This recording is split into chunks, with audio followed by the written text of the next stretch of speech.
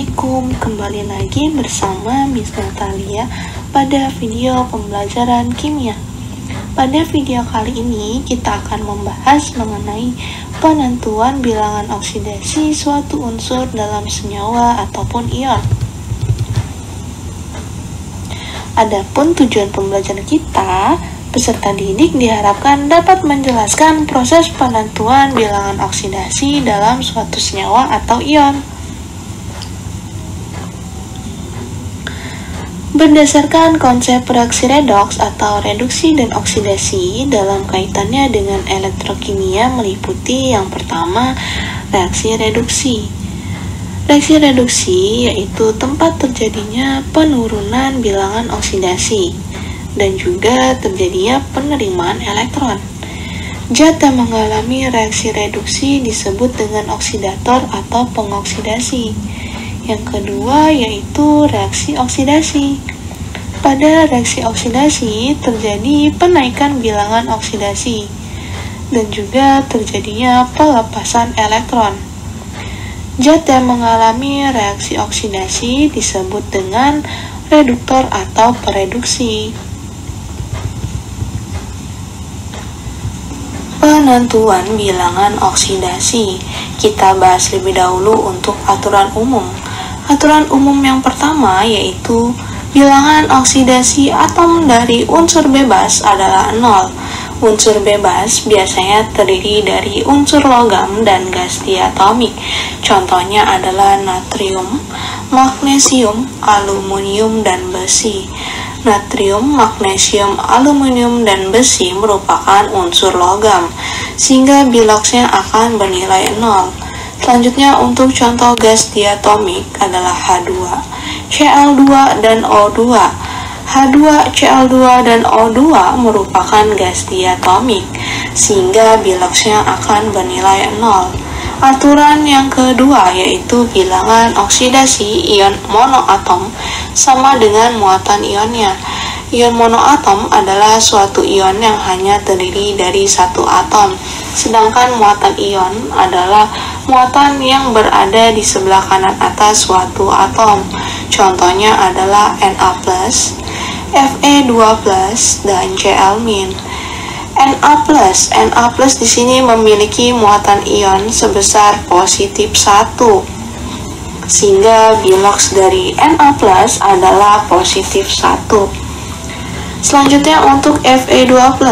Fe2+ memiliki muatan ion sebesar positif 2, sehingga biloks dari Fe2+ adalah positif 2.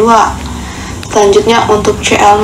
Cl- di sini memiliki muatan ion sebesar minus 1, sehingga biloks dari Cl- akan bernilai minus 1. Aturan yang ketiga yaitu jumlah semua bilangan oksidasi atom-atom dalam senyawa netral adalah 0, sedangkan jumlah semua bilangan oksidasi atom-atom dalam ion poliatom sama dengan muatan ionnya. Contohnya adalah CH4. CH4 tidak memiliki muatan ion, sehingga ia merupakan senyawa netral. Oleh karena itu, jumlah biloks dari CH4 adalah 0. Cara penjumlahannya yaitu jumlah biloks C ditambahkan dengan jumlah biloks H sama dengan 0.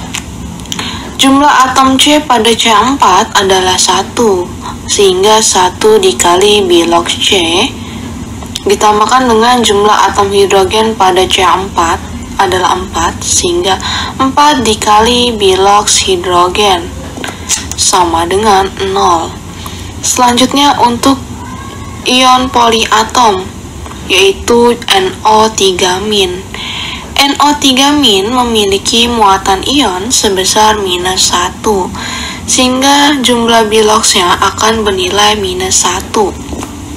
Cara penjumlahannya sama seperti pada CH4, yaitu jumlah biloks nitrogen ditambah jumlah biloks oksigen sama dengan minus 1. Jumlah atom N pada NO3- adalah 1, sehingga 1 dikali biloks nitrogen ditambahkan dengan jumlah atom oksigen pada NO3- adalah 3, sehingga 3 dikali biloks oksigen sama dengan minus 1. Aturan untuk unsur-unsur golongan utama yang keempat, dalam senyawanya, fluorin memiliki bilangan oksidasi minus 1. Bilangan oksidasi F dalam NaF, HF, dan ClF3 sama dengan minus 1. Kita lihat lebih dahulu pada NaF.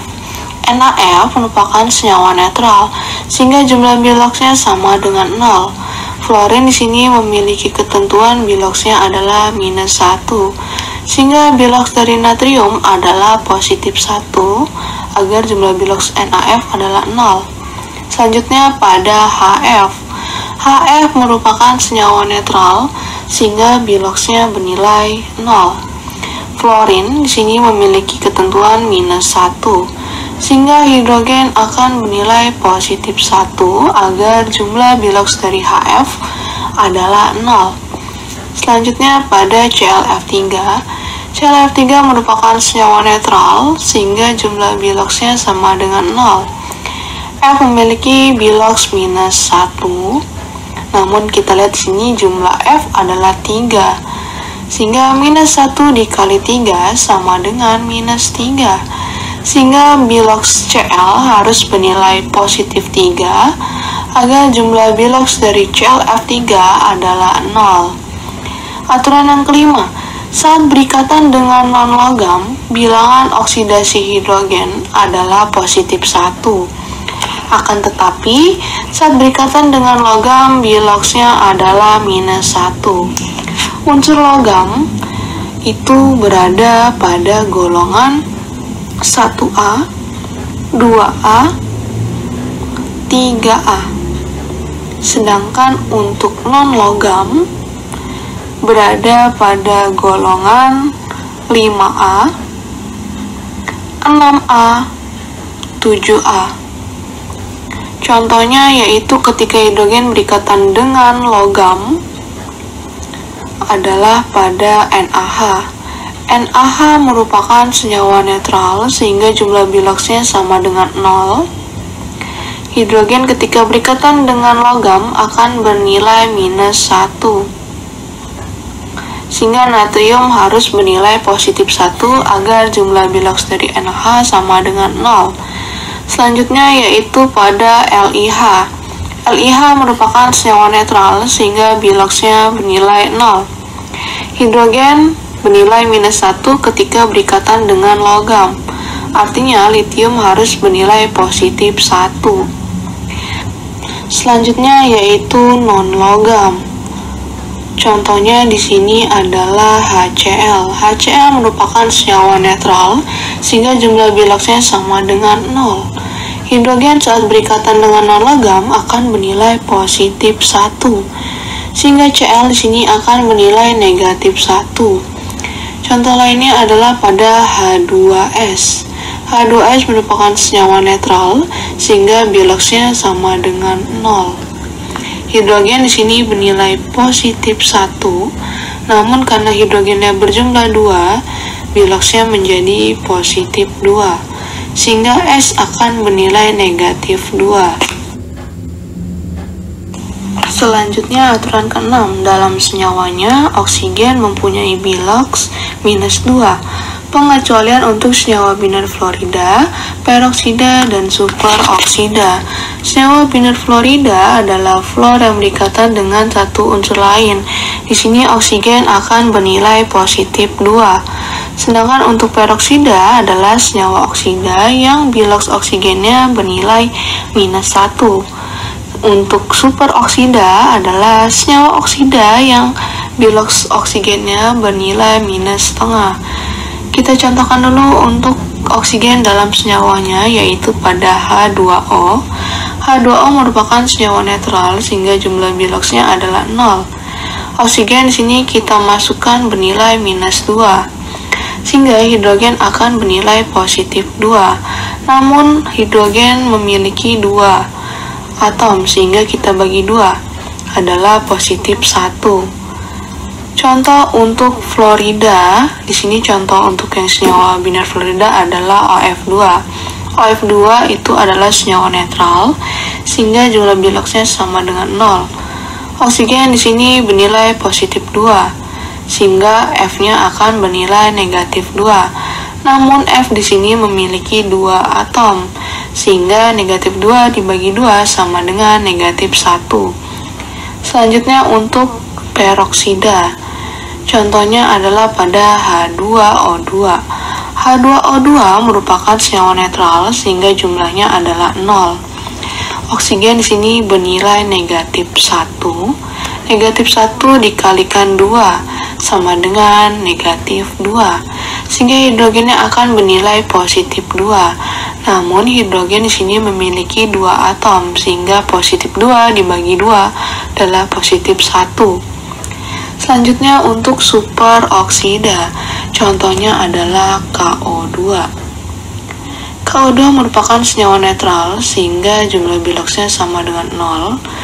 Oksigen di sini bernilai minus setengah. Minus setengah dikali 2 adalah minus 1. Sehingga K-nya akan bernilai positif 1. Selanjutnya, aturan nomor 7 dalam senyawanya logam golongan 1A mempunyai bilangan oksidasi plus 1. Contoh dari logam golongan 1A adalah litium, natrium, kalium, rubidium, cesium, dan fransium. Sehingga biloxnya sama dengan positif 1. Aturan nomor 8 dalam senyawanya logam golongan 2A mempunyai bilangan oksidasi plus 2. Contoh dari logam golongan 2A adalah berilium, magnesium, kalsium, strontium, barium, dan radium. Biloxnya sama dengan positif 2. Aturan nomor 9. Dalam senyawa biner dari logam dan non-logam, bilangan oksidasi non-logam sama dengan muatan ionnya. Contoh, Cl pada NaCl biloxnya minus 1. Natrium merupakan logam golongan 1A sehingga biloxnya akan bernilai positif 1. Kita lihat sekarang pada senyawa NaCl. NaCl merupakan senyawa netral sehingga biloxnya sama dengan 0. Natrium plus 1 sehingga Cl-nya akan bernilai negatif 1. Contoh lainnya pada MgCl2. Mg merupakan logam golongan 2A sehingga biloxnya akan bernilai positif 2. Sehingga Cl harus bernilai negatif 2, namun sini Cl ada 2 sehingga minus 2 dibagi 2 sama dengan negatif 1. Selanjutnya yaitu aturan untuk unsur-unsur golongan transisi. Aturan ke-10 yaitu logam transisi dapat memiliki lebih dari satu bilangan oksidasi. Contohnya pada Fe atau besi. Fe ketika berdekatan dengan oksigen membentuk FeO. FeO di sini merupakan senyawa netral sehingga jumlah biloxnya sama dengan 0. Oksigen pada senyawanya itu biloxnya bernilai negatif 2 sehingga bilox dari Fe akan bernilai positif 2. Selanjutnya apabila Fe berdekatan dengan oksigen membentuk Fe2O3. Fe2O3 merupakan senyawa netral sehingga jumlah biloxnya sama dengan 0. Oksigen dalam senyawanya biloxnya bernilai negatif 2. Negatif 2 kita kalikan 3 sehingga jumlahnya adalah negatif 6. Sehingga jumlah bilox dari Fe harus bernilai positif 6. Positif 6 di sini akan kita bagi 2 karena F-nya ada 2 yaitu menjadi positif 3. Sehingga bilox Fe pada FeO itu akan bernilai plus 2. Sedangkan bilox Fe pada Fe2O3 akan bernilai positif 3. Sehingga dapat kita simpulkan bahwa logam transisi itu dapat memiliki lebih dari satu bilangan oksidasi. Oke, sekian penjelasan Miss mengenai penentuan bilangan oksidasi pada suatu senyawa ataupun ion. Miss akhiri, wassalamualaikum warahmatullahi wabarakatuh. See you later.